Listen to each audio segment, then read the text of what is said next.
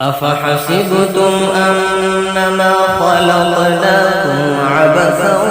وأنكم إلينا لا ترجعون فتعالى الله الملك الحق لا إله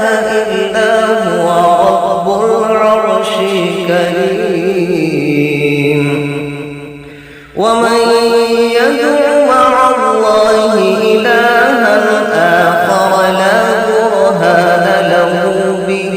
فإنما حسابه عند ربه إنه لا يفلح الكافرون وقل